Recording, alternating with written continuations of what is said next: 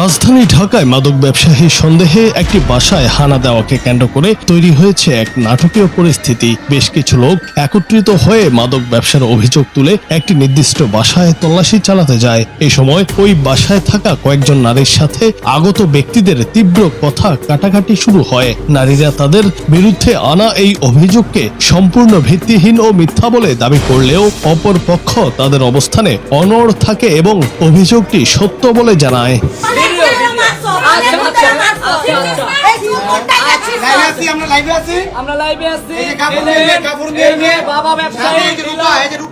ঘটনার এক পর্যায়ে পরিস্থিতি উত্তপ্ত হয়ে উঠলে এক নারী প্রতিপক্ষকে ফাঁদতে এক অভাবনীয় ও সিনেমাটিক কৌশল অবলম্বন করেন। উত্তেজনার চরম মুহূর্তে ওই নারী নিজেই নিজের পরনের কাপড় ফেলেন যাতে আগত ব্যক্তিদের বিরুদ্ধে শ্লীলতাহানির অভিযোগ আনা যায়। এই নাটকীয় কাণ্ড দেখে উপস্থিত সবাই হতভম্ব হয়ে পড়েন।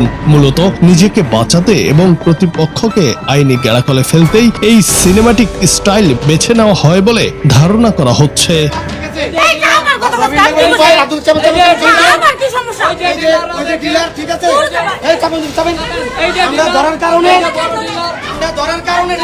আমাদের নাকি ধরে 100 টাকা দিয়ে আমাদেরকে ধরিয়ে দিবে।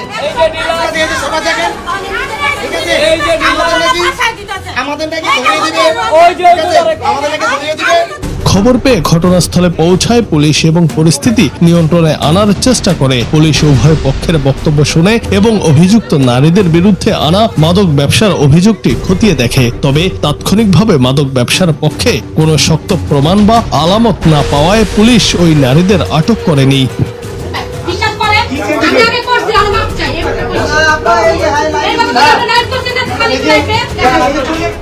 জুনায়েদ আহমেদ, বাংলা টিভি।